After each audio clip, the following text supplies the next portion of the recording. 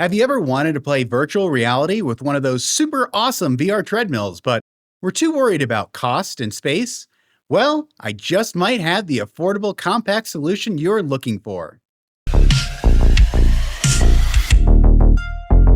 Hello, this is Ender, and welcome to my VRcade, where I focus on the most immersive experiences one can have in virtual reality. I know a lot of you came to my channel because of my review of the Cat VR C2 Plus treadmill, but a lot of you have still had concerns about whether it's the cost, the size, or complexity that might ultimately lead it to collecting dust in your home. Well, I may have a potential solution for you. The Reality Rudder sensor is a very affordable and inexpensive product that you can attach to an equally affordable manual, and by that I specifically mean non-powered, more on that in a bit, treadmill. That folds away when not in use. The value proposition is fantastic here.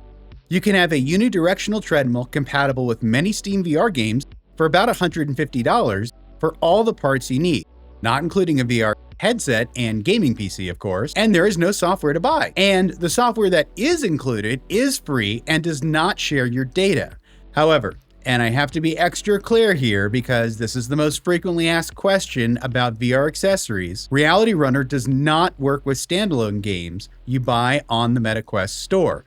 Only PC VR game ones from Steam, meaning yes, you need a PC for this device to work. Let's hear directly from Apollo and Max, the creators of Reality Runner, about this VR immersion and fitness solution. Max and Apollo, thanks for joining my channel. Thank you for reaching out to me about this really cool product you two have created. And I would love to hear your story. So what led you to create the Reality Runner? Okay, so hi, I'm Apollo. It kind of started with me. So I'm like casually, maybe a little above casually into VR. I'm not like super into it, but there's a few things that I really, really like. One of them is modded Skyrim. And as you can imagine, if anyone has played modded Skyrim, it's very immersive, very beautiful. There's a lot to do. I've always wanted to walk around Tamriel in Skyrim and just kind of, experience it. And I've tried the Virtuix Omni, the first one, which is like the slip and slide kind. Not great. You put a lot of weight on your waist with the harness, and there's a lot of slipping, and it's loud. It kind of works, but it doesn't feel like walking. Um, I haven't bought a lot of the other really expensive hardware just because they're so expensive, but I did try natural locomotion with like the Joy Cons, and I've also tried them with cracked Vive controllers, and it was really glitchy. Just really didn't get it. So at around that time, I had come across a very old YouTube video that's like 20 seconds long of some guy using natural locomotion on a manual treadmill to walk in Skyrim, and he had a TV. And I'm like, well, I can't get it to work that well, but that's really cool. And my parents, I knew, had an old manual treadmill that had been sitting upstairs in their house for years. And so I took it. And now at this point, I knew that there would need to be some way to like measure the belt and turn it into joystick, right?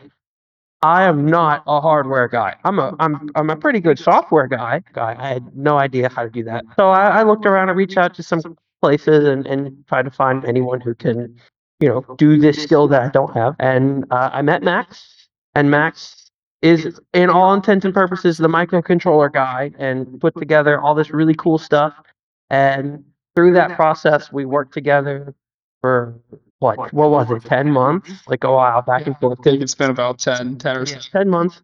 No, it wasn't full time, of course. We both have full time jobs, so we'd do this like, after work, across weekends, just iteratively. But he handled all the microcontroller stuff, and I handled the web UI and some of the other things around updates. And here we are. That's why we're here. Cool. Thanks for sharing, Apollo. So Apollo, you're into Skyrim, and that was kind of what got you into it, sounds like. And yeah, it's great having those open worlds to walk through. For me, it's Into the Radius, and now Into the Radius 2. I'm more of a sci-fi guy. Max, what's your favorite thing to do with your Reality Runner treadmill? Yeah, so I mean, to be fair, before Apollo reached out to me, like I had a Quest 2 and everything. It had been a while since I had played it, right? All my games were on the Quest. I wasn't like a PC VR type of person, but really I just wanted something cool to do in my free time. Really, I thought that my job at the time wasn't, stimulating enough, and I've always been a gamer. He reached out to me, and we started grinding on this, and it was kind of the first time that we had gotten it really working. There was a point in time where he was saying, "Yeah, this feels good, but it's not quite right. Can we make some kind of tweaks here or there?" And I would like create a software build and send it to him or something. And there was a night where him and I were going back and forth, and he was sharing the screen to try and show me like what wasn't right, what was good, and we finally gotten it like right there. I was in Skyrim. I didn't realize it. I was pacing.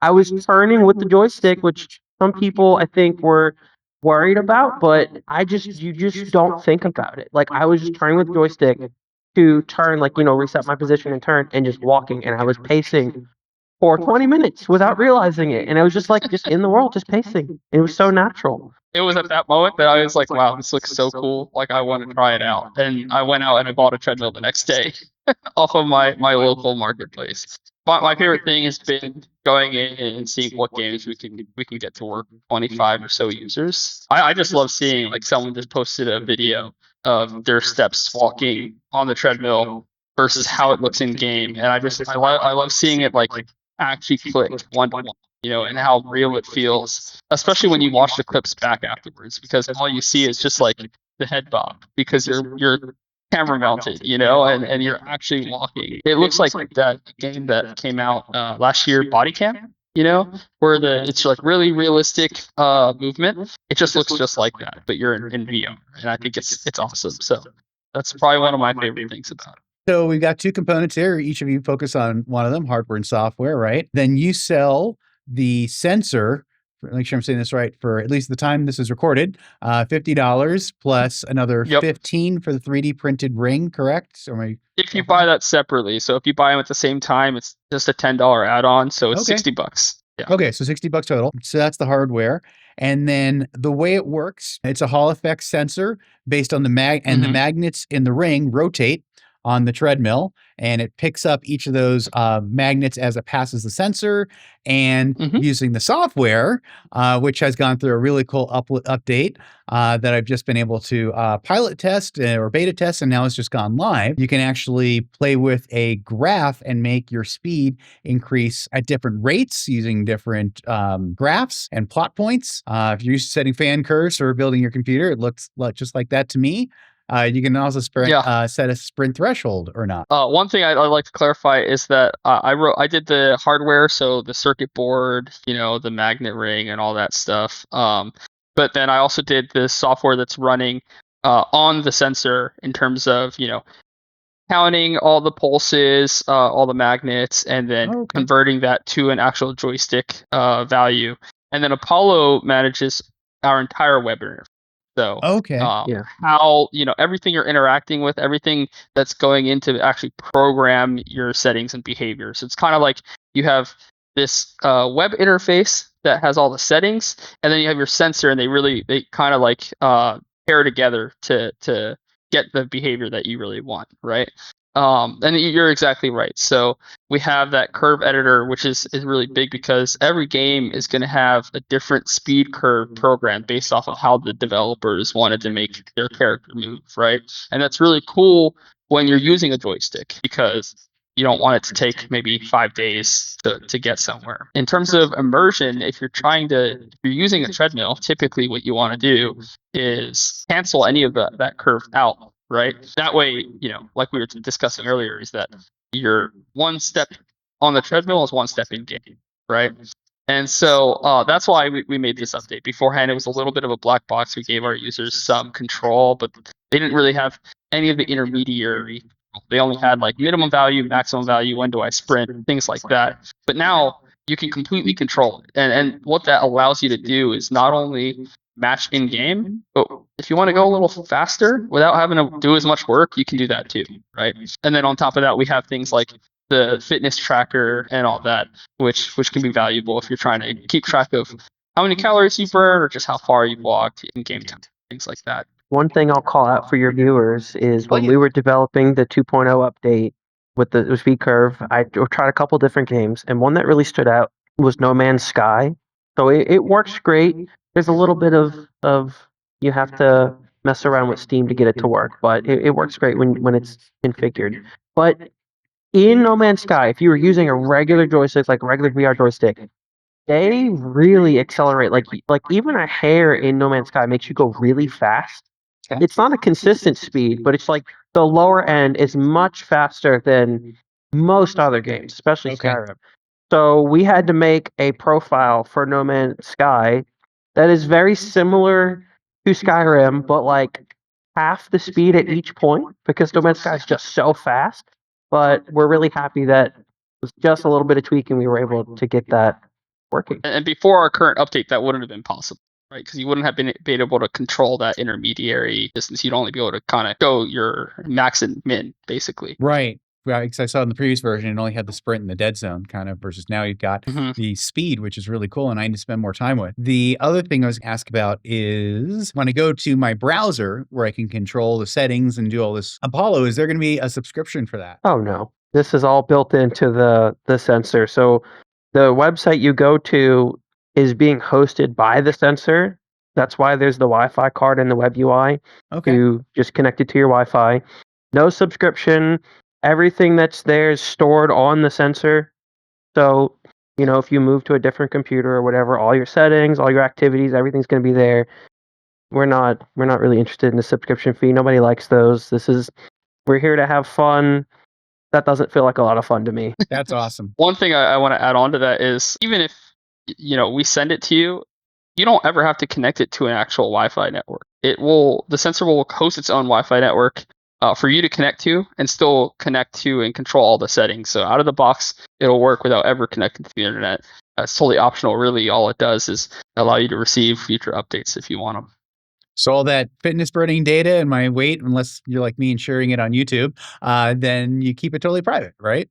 Yeah, it Only stored on never the site on the sensor. it never leaves the sensor. The only thing that leaves the sensor is if you want to request an OTA update, like every time you load the page, it just checks to see if there's an update. If there is one, if you click update, it'll pull that. That is the only outside communication. And it's not even from the sensor, it's from your browser. It's like it's the browser's handling the OTA stuff, and then, the sensor gets it. But yeah, nothing ever leaves the device. Very cool, especially in this era of being forced to switch to Windows 11 and all those fun things it's doing. I am a very big privacy advocate. I tried to put as much of that into this design as I could. I couldn't live with myself if I went against everything I didn't, like. Well, that's very cool. And that's one reason I'm very excited about this project that you have created. Are there any other things you want my audience to know about as far as Reality Runner? Anything I haven't asked about you think is really important to mention? If you're interested and you're curious, you haven't joined our Discord yet, definitely join. We're kind of grassroots right now, but we've got a few really active vocal users that can help you. We can help you when we're online. We're really excited about all the early adoption we're getting. We've got feedback, bug reports. A lot of the things that went into this recent update were just based on feedback that we got, maybe things that we didn't consider or had oversights for. Feedback's really valuable. So if you're at all curious, come say hi. Yeah, I couldn't say much better than that. We have the Discord. We're actually really active. We hop in pretty regularly with users and voice chats and in the channel itself to just help them set things up, or maybe something's not clicking. We're always asking for more feedback, whether that be updating some text or updating user guides, or full-on features like we spent the last 2.5 or 3 weeks on the 2.0 version for the speed curves. Yeah, you can find us at realityrunner.com. Discord is a great resource for being able to make anything work better in VR. There are so many games out there that are still being tested, and a great place to reach out. They want to work with this game, does work with that game, and those profiles. Can you share them, Max or Paula? Can we possibly share them in Discord? So that's one of the things we just added in this update is now we've given everyone fine-tuned control of each curve for each game, and you can save as many profiles as you want. And so we wanted to give the users the ability to, dig in, perfectly tune it to what they want and share it with others if they'd like. So yeah, that's built in, and we've actually added a channel for people to share game specific curves as well. Yep, you can share it. It gives you this little string, and you know, if you're making one for the community, you'll make that string. It'll give you something to copy. You'll put that in Discord, and we have this little forum channel, like he said. And if you want to try one, so right now we've got one for Skyrim and Cyberpunk. I'm probably going to make one for No Man's Sky pretty soon, and you can just go grab that. You can click import. Most of the time, it should work pretty well for you. You might have to adjust your max pulses because everyone's going to have a different, walking speed in treadmill. But, the curve points should be relatively the same for everyone. And if you don't like it, that should at least be a pretty good starting point, because what those curves will give you is consistent enough speeds based on the game. But my vision for that feature is everyone can just kind of go to a channel, pick one that they want, import it, and it works pretty much as they like it, and they could just play.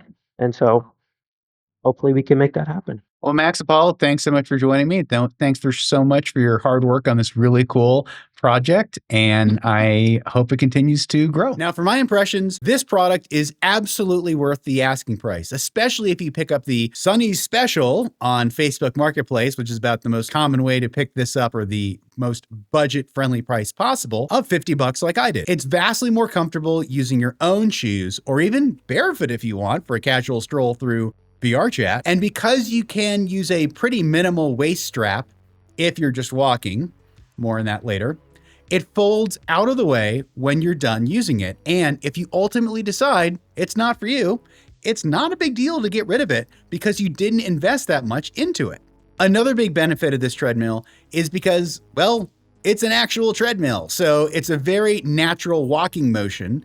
It's comfortable, more comfortable than the C2, and it's minimally padded shoes, and it's a natural walking motion. I also think it has greater sensitivity. I don't have any data on that. Trying to inch forward on these very narrow walkways where you feel like you're about to fall off is very difficult to do because you're moving those feet one after the other to try to inch forward, which isn't how you'd actually do it, if that makes sense, if you're just trying to inch forward a tiny bit. But when you're on a treadmill, I can't explain it very well. It just feels more natural for those really fine movements. However, it will not be replacing my C2 treadmill. Reason number one, it's one directional. You can see here when I'm playing Contractors, I frequently step off the treadmill when turning physically because I'm used to my omnidirectional or C2 treadmill, and even tip it slightly. Now, this could be avoided in a couple ways. If you had a wider treadmill than the Sunny, which again, I think is the budget entry option, you might have a wider manual treadmill and avoid some of that. Another solution that a lot of other people on the Reality Runner Discord have come up with is using a more robust harness and bracing the treadmill with a lot more ropes or weights or all kinds of other inventions that I'm going to let you explore on your own if you are interested in doing that, because I'm not the expert. I went for the cheapest, simplest option I could, which probably isn't the most safe or supportive, just having the harness with 2 points of connection. On the other hand, I think this only matters in games when you're frequently changing direction, like shooters such as Contractors, where you're repeatedly turning around like that. If you're casually strolling through an environment and turning not on a dime, but to look around with your thumbstick, then that's more natural, and I don't think it's going to be a deal breaker in those non-shooter situations. Another big consideration is this is a much more physically demanding workout than you might expect. With my C2 treadmill, much like Thrillseeker noted in his review of it, it's a lot like walking on sand. There is a lot of resistance, and although you can mitigate that resistance with some modifications, including lubrication and different applications of materials to the soles of the C2 shoes, and some people might not be willing to make those mods. Now, the Reality Runner uses a treadmill, so you know what you're getting into for the most part. However, I've never used a manual treadmill like this before, And because it's not a powered belt, it does take a lot of force to move that belt and keep it moving. In fact, it's set to an angle or incline to help you move the belt more easily. 20 minutes in, and if you're not used to this type of treadmill and you're not in awesome shape like I am not, it can be exhausting. Some people will put stuff like blocks of wood underneath it to level out the treadmill, but it's still going to require more force to move it then. So in short, your mileage may vary on how easy it is to walk in this treadmill, but it is truly a natural range of motion using actual sneakers.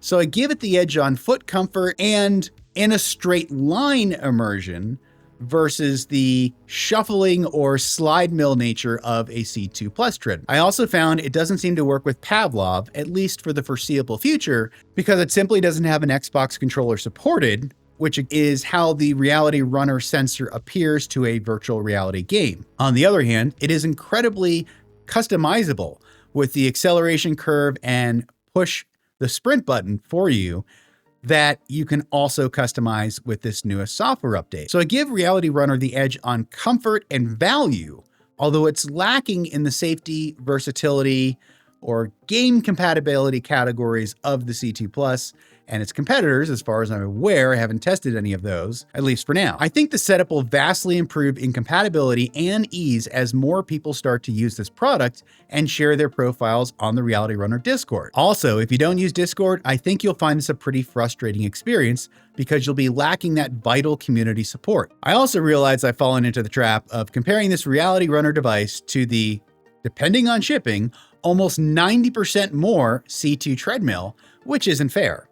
I think a fairer comparison would be versus the Catwalk Loco S device, which I also did a review on, and have to say this blows the Loco S out of the water. While Loco S does allow you to move your feet, to move yourself in virtual reality, it's walking in place versus actually walking forward on a treadmill with a natural range of motion. I think you are paying 10% of the price of a Catwalk C2 Plus shipped and getting between 1/4 and 1/3 of the experience. I do recommend Reality Runner as a great way to dip your feet into a more immersive virtual reality experience. Much like I recommend a Quest 2/Quest 3S as a way to try out virtual reality and seeing if it's your thing or not before investing a lot more into it. I know a lot of people try an expensive VR headset or treadmill and are upset when they find out it's not their thing and they've wasted a lot of money. With this Reality Runner device, you're not investing a ton of money. So even if it's not your thing, it's not a big loss. Plus, you still have a usable treadmill left over in your home. I hope you found this review valuable. And if so, please click that like button and consider subscribing if you'd like to see more of my videos. Thank you so much for watching.